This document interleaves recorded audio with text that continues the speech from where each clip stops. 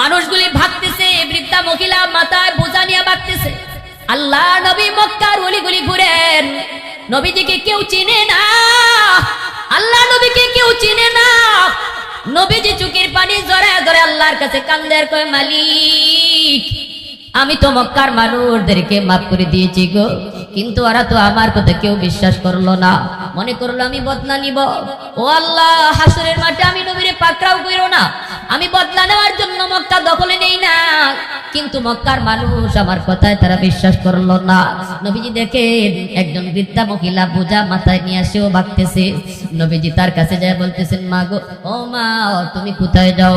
মহিলায় কই, বাবা যুবক কে তুমি চিনি না, চিনার কথাও না। তুমি কি জানো না মক্কা মুহাম্মদ দখল করে নিয়েছে? এই খবর কি তুমি জানো না? আল্লাহ নবী বলেন, মা আমি জানি, কিন্তু আমিও জানি মুহাম্মদ সবাইকে মাফ করে দিয়েছেন। মহিলায় কই, না রে বাবা, মুহাম্মদ রে তুমি চিনো না। মুহাম্মদকে এই মক্কার মানুষ যেই পরিমাণ নির্যাতন করেছে, জুলুম করেছে রে, আমি নিজের চোখে দেখেছি। যেই পরিমাণ জুলুম আবু জাহেল করেছে, উতবার সাহেবা করেছে, মুহাম্মদ কিছু না কিছু বদলা নিবেই। বাবা তুমি মুহাম্মদের কথা বিশ্বাস কইরো না, তাড়াতাড়ি করে তুমি এই মক্কা ছাড়ো, নতুবা কিন্তু তোমার উপর বিপদ আসবে। আল্লাহর নবী রহমতের নবী ওই মহিলাকে বুঝাইতে পারলেন না।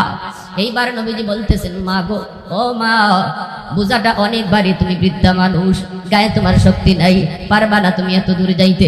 আমি একজন যুবক, আমার কাঁধে তোমার এই বোঝাটা একটু দিবানি, আমি তোমাকে আগায় দিয়ে আসবো। মহিলায় কই, যুবক এতটুকু উপকার বুঝি তুমি করবা? নবীজি বলেন, হ আমি এতটুকু উপকার করব। এই মহিলা বোঝাটা আমার নবী মায়ার নবীর কাঁধে উঠায় দিল। আল্লাহর নবী এই বোঝাটা কাঁধে নিয়ে নবী যখন সামনের দিকে হাঁটতে শুরু করলেন, মহিলা পিছনে পিছনে যায়, নবীর জন্য লম্বা লম্বা দোয়া করে। নবীকে চিনে না, চিনার কথাও না রে যুবক। আল্লাহর নবীকে যুবক কয়া কয়া ওই মহিলা আল্লাহর কাছে দোয়া করে, ভগবানের কাছে দোয়া করে। ও যুবক, তুমি তো যুবক না, ভগবানের পাঠানো কোনো ফেরেশতা। আল্লাহু আকবার। তোমার মতো মানুষ হয় না যুবক, নিজের চিন্তা না করে আমার উপকার করতে আসছো। ভগবান তোমার লম্বা হায়াত দিক। আমার নবীর জন্য পিছন থেকে থেকে লম্বা লম্বা দোয়া করে। আর নবীজি সামনের দিকে আগাইতেছেন, আর চোখের পানি জড়ায় জড়ায় কাঁদতেছেন, বলতেছেন, মালিক তুমি একটু কুদরতি নজরে তাকে দেখো, আমি তো কাউকে বদলা নেওয়ার কথা বলি নাই গো আল্লাহ। হাসরের মাঠে আমি নবীর তুমি পাকড়াও তুমি করবা না। এই মহিলা বলে নবীজি কান্দেন, চোখের পানি জড়ায় জড়ায় পাহাড়ের দিকে যান। পাহাড়ের কিনারাতে যাওয়া মাত্রই মহিলা পিছন থেকে ডাক দেয়া কই, যুবক আর সামনে যাওয়া লাগবে না, এই জায়গায় তুমি বোঝাটা নামায় দাও, আর যাওয়া লাগবে না বাবা যুবক, অনেক কষ্ট তুমি করেছ। নবীজি বোঝাটা নামায় দিয়া নবী চলে আসবেন। নবীজি কথা কন না, কথা বলতে পারেন না। নবীজি তো তিনি জানেন তিনি তো নবী, কিন্তু মহিলার কাছে পরিচয় দিলেন না। এইবার মহিলায় কই, যুবক যাও, তোমার জন্য ভগবানের কাছে দোয়া করি, কিন্তু তুমি যে মক্কায় যাবা এই রাস্তা দিয়ে যাইও, এই রাস্তা দিয়ে যাইও না। নবী বলতেছেন, মাগো এই দিকে গেলে কি হবে? এই দিকে গেলে মুহাম্মদের সামনে পড়ার ভয় আছে। আল্লাহ নবীর চোখ থেকে তখন দর দর করে পানি পড়ে। নবীজি কান্দেন আর বলেন, আর নবী নিজের পরিচয় গোপন রাখতে পারলেন না। এইবার নবী বলতেছেন, মা গো মুহাম্মদ সম্পর্কে তোমার ধারণা কেমন গো মা? মহিলাকে, বাবা মুহাম্মদ অনেক গরম মানুষ, মুহাম্মদ শুধু রক্তপাত পছন্দ করে, ঝগড়া বিবাদ পছন্দ করে, মুহাম্মদ অনেক শক্ত মানুষ। আল্লাহর নবী তখন বলতেছেন, মা মুহাম্মদ শক্ত মানুষ, গরম মানুষ, কাটাকাটি মারামারি পছন্দ করে। এই কথাটা যে তুমি বললা, মুহাম্মদকে কোনোদিন দেখছো নাকি মানুষের কথা শুই না? মহিলাকে, বাবা আমি জীবনে কোনোদিন মুহাম্মদকে দেখি নাই, দেখেছি দূর থেকে, চেহারা আমি চিনি না, চেহারা চিনি না। আমি যা জেনেছি আবু জাহেলের মুখ থেকে শুই না, উতবার মুখ থেকে শুই না, আবু সুফিয়ানের মুখ থেকে শুই না। এইবার নবীজি চোখের পানি বইছে বলে, মা আর মানুষের কথা শুই না, মুহাম্মদকে চিনতে হবে না, নিজের চোখে মুহাম্মদকে তুমি চিনে নাও। যেই যুবক তোমার বোঝা মাথায় নিয়ে এই পর্যন্ত আসলো, এখন তোমার পাশে দাঁড়ায় আছে, আমি সেই যুবক যার নাম হলো মুহাম্মদ। আমি সেই যুবক, আমি সেই যুবক, আমাকে মানুষ মুহাম্মদ কইয়া ডাকে, আমার আল্লাহ আমাকে রাসূল কয়। কথা বলা মাত্রই মহিলা চিৎকার দিয়া মাটিতে পড়ে গেল আর বলতেছে, বাবা মুহাম্মদ এতদিন পর্যন্ত আবু জাহেলের কথা শুনে শুনে তোমাকে আমি পাগল বলেছি, তোমাকে আমি এতটা রক্তপাত মারামারি কাটাকাটি করে এতটা ভেবেছি, আজকে নিজের চোখে দেখে নিলাম। বাবা আমি আর দেরি করতে চাই না, এই মুহূর্তে আমার হাতে হাত রেখা, তোমার হাতে আমার হাত রেখা তাড়াতাড়ি কালেমা পড়ে মুসলমান বানায় দাও। कौनैन मुख्तार खुदा तुमको बनाया, कौनैन मुख्तार खुदा तुमको बनाया, उम्मत का निगाहबान खुदा तुमको बनाया, उम्मत का निगाहबान खुदा तुमको बनाया। मौला मेरा आका मेरा रहमत की नबी है, ताजदार मदीना के तुम्हारे अरबी है, ताजदार मदीना के तुम्हारे अरबी है। अशजार ने देते हैं नबूवत के शहादत, तशकीक कमर में है तो अंगुल की इशारात, तशकीक कमर में है तो अंगुल की इशारा। एक जोरे शोरे बोली अल्लाहु अकबर, আর একটু জোরে কোন আল্লাহু আকবার। ওই নরম নবী নরম সাহাবী আবু বকর সিদ্দিক জীবন ভর তিনি নরম, হঠাৎ করে তিনি গরম। এক ইহুদি আবু বকরকে গালি দিল, আবু বকর গালি শোনার পরও তিনি চলে যাইতেছেন, জবাব দেন না। ইহুদি আবু বকরের বাবা তুলে গালি দিল, জবাব দেন না। এইবার ইহুদি আবু বকরকে গরম করার জন্য দ্বীনের নবীর গালি দিয়ে বসলো, সাথে সাথে আবু বকর গরম হয়ে গেলেন। কারণ ইসলামের নীতি হলো আমি আমার গালি সইতে পারবো, আমি আমার বাপ দাদার গালি সইতে পারবো, কিন্তু আমার নবীকে কেউ যদি গালি দেয় কোন নবীর উম্মত সেটা সইতে পারবে না। আওয়াজ দেয়া বলো ঠিক কিনা? এক ওয়াক্ত যুবকের নামাজ কাজা হতে পারে, কিন্তু আমার নবীকে গালি দিবে কোনদিন নবীর উম্মত নবীর আশিক সেটা বরদাস্ত করতে পারে না, বরদাস্ত করার কথাও না। আবু বকর তিনি বরদাস্ত করতে পারলেন না, ঘুরে দাঁড়াইলেন, ইহুদিকে এমন জোরে একটা চর মারলেন, একটা চর দিতেই 5 আঙ্গুলের দাগ বসে গেল। এইবার ইহুদি বলতেছে আবু বকর তুমি আমাকে মারছো। আবু বকর কই কেন মারছি তুমি বুঝো না, আমাকে গালি দিয়েছো আমি জবাব দেই নাই, আমার বাপ দাদা গোষ্ঠী তুলে গালি দিয়েছো জবাব দেই নাই, কিন্তু আমার নবীকে তুলে গালি দিয়েছো, তখন তো এটা আমার ইমানের অংশ হয়ে গেছে, ঠিক কিনা যারা বলে। এই মুহূর্তে আমি যদি নীরব থাকি তাহলে আমি আমার অন্তরে ইমান আছে এটা পরিচয় মিলবে না। কারণ নবীকে গালি দিবে ইমানদার, নীরব থাকবে ইমানদার হতে পারে না। কারণ যে গালি দিছে সে আমার নেতা, যে গালি দিছে সে আমার ভাই, যে গালি দিছে সে আমার বন্ধু, যে গালি দিছে সে আমার নেত্রী। এই কারণে যদি আমি নীরব থাকি, যত বড় নামাজি, যত বড় হাজি, যত বড় গাজী হই না কেন, ইসলাম নিয়ে কেউ মন্তব্য করলো আর আমার নেতা হওয়ার কারণে যদি আমি নীরব থাকি, বুঝতে হবে ঈমান নাই, ঠিক না? ইহুদি কই আমি মুহাম্মাদের কাছে বিচার দিব। সিদ্দিক আকবর বলেন ঠিক আছে তুই বিচার নিয়ে যা। ইহুদি আল্লাহর নবীর কাছে বিচার নিয়ে হাজির, আইসেই বলতেছে মুহাম্মদ তোমার সাহাবী আবু বকর আমাকে মারছে। আল্লাহর নবী কই কই মারছে? কই গালে মারছে। কই দেখি একটু। নবীজি তাকায় দেখেন 5 আঙ্গুলের দাগ বসে গেছে। তাহলে কি বুঝলেন? চটটা আসতে না জোরে? জোরে বলেন। ইমানি দায়িত্ব নিয়ে ইমানি জজবায় যদি আপনি কোনো হাত উঠান তখন এই হাতটা আর আপনার হাত থাকে না, এই হাতটা কার হাত হয়ে যায়? জোরে বলেন না কার হাত? মুসা নবীর চর খাইছিল ফেরাউনে শিশুকালে, ঠিক না? ফেরাউন কুলে লইয়া মুসা নবীর আদর করব, আর মুসা নবী কুলে বইসেই ফেরাউনের গালে একটা চর দিছিলেন। এই চর খাইয়া ফেরাউন ডাক দিয়া কয় আসিয়া তাড়াতাড়ি আসো। আসিয়া দৌড়ে আসছে। কি হয়েছে কওনা? কই যে ফুলারে তুমি রাখছো, যে ছেলেরে তুমি রাখছো আদর কইরা পালতেছো, আমার মনে হয় এটা ওই ছেলে যেই ছেলের হাতে আমার রাজত্ব যাবে। আসিয়া বলে কেমনে বুঝলা? কই আমি তারে কুলে নিছি আদর করে চুমা দিব, আমার চুমা নেয় নাই, বরং আমার গালের মধ্যে কষায় একটা চর বইছে। আসিয়া বলতেছে ছোট বাচ্চা চর দিছে, এটাতে তুমি চর কও? তুমি বেটা না বেটি?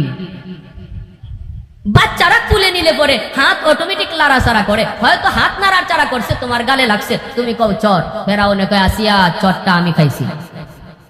চরটা কে খাইছে? জোরে কর না। ফেরাউনে কয় চরটা আমি খাইছি, আমি বুঝি এটা কেমন চর। সাবধানে কথা কই। আসিয়া কয় কি হইছে? কয় চরের নমুনায় কয় সে পুরাপুরি বুঝিয়া শূন্য আমারে চরটা দিছে। আসিয়া কয় না বুঝে না। কয় না বুঝে। ফেরাউন এখন না বুঝে, চরটা যে দিছে একবারে বুঝদার মানুষের চর দিছে। আসিয়া কয় বুঝে না, ফেরাউন কয় বুঝে। আসিয়া কয় বুঝে না, ফেরাউন কয় বুঝে। কয় তাহলে এসো একটা পরীক্ষা করে নেই, পরীক্ষা করে দেখি সে বুঝে না বুঝে না। কয় কেমনে পরীক্ষা করবা? কয় দেখো এক জায়গায় আগুন রাখো, আর এক জায়গায় স্বর্ণ রাখো। ওই যে আগুন জ্বালায় আমরা আংরা আছে না, আংরা এরকম ওই স্বর্ণের মতো দেখা যায়, এক জায়গায় আংরা রাখো আর এক জায়গায় স্বর্ণের টুকরা রাখো। এবার তুমি এই বাচ্চাদের সারো, দেখি হে কোন দিকে যায় আর কোন জায়গায় গিয়ে হাত দেয়। যদি স্বর্ণে হাত দেয় তাহলে বোঝা গেল যদিও শিশু পুরাপুরি বুঝ আছে, কারণ স্বর্ণ বুঝে আগুনও বুঝে, ঠিক না? আর যদি আগুনে হাত দেয় তাহলে বোঝা গেল বুঝে নাই। যদি স্বর্ণে হাত দেয় বোঝা গেল পুরাপুরি বুঝে, চটটাও আমারে বুঝেই দিছে। আর যদি আগুনে হাত দেয় তাহলে বোঝা গেল বুঝে না, চটটা না বুঝে দিছে। আসিয়া কচ্ছে ঠিক আছে নাও এবার পরীক্ষা শুরু করে দাও। ফেরাউন কয় শুনো, যদি সে স্বর্ণে হাত দেয় তাহলে কিন্তু আমার তলোয়ার আর তার কল্লা আলাদা করে ফেলবো, এই বাচ্চা আমি রাখবো না। আসিয়া কয় ঠিক আছে। আসিয়া এইবার আল্লাহর কাছে কান্দে, আল্লাহ আল্লাহ আমার তো মায়া লেগে গেছে, তুমি তারে বাঁচাইও, আল্লাহ তুমি তারে বাঁচাইও। আল্লাহ তো বাঁচাইবো, কারণ আল্লাহ নবী, ঠিক না? শিশুকালে আল্লাহ নবীদেরকে বড় মানুষের বুঝ দিয়া রাখে, শিশুকালেই বড় মানুষের বুঝ দিয়া রাখে। প্রত্যেক নবী শিশুকালেই বড় মানুষের বুঝ ছিল।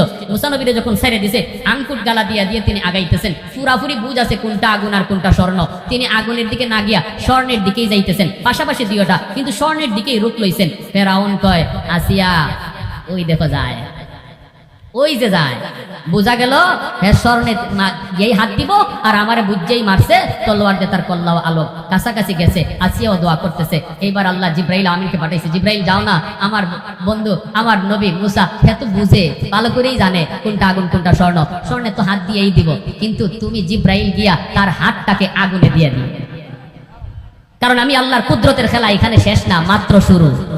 মাত্র ফেরাউনে আমার কুদরতি খেলার সাথে মাত্র শুরু করছে, এখানে শেষ হইলে হয় না, সামনে আরো অনেক সাবজেক্ট রয়ে গেছে। আমি মুসার মারে ওয়াদা দিছি, টেনশন করো না, নদীতে ফালাও, এই বাচ্চা আবার তোমার কুলে ফিরাইয়া দিব, অতএব মার কুলে মার বাচ্চা ফিরাইয়া দিতে হবে। জিব্রাইল তুমি গিয়ে হাতটা আগুনে দিয়ে দিও। মুসা নবী হাত বাড়াইছেন স্বর্ণের দিকে, তাফসীরে তাবারিতে লিখেন স্বর্ণের দিকে হাত বাড়াইছেন, কিন্তু জিব্রাইল অদৃশ্য থেকে হাতটাকে আগুনে দিয়ে দিছে।